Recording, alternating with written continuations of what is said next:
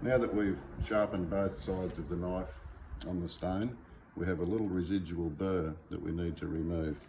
And in the light here at the moment, you can see little components of that burr. They're very fine. So what we can do is just give it a touch on the steel, like so.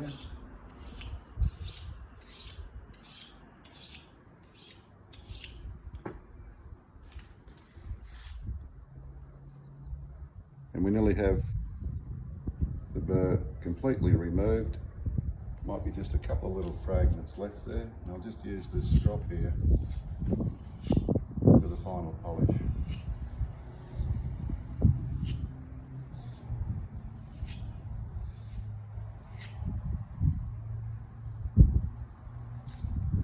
Now that the burrs have been removed, we're ready to put the knife into service. And always remember, a sharp knife is a safe knife.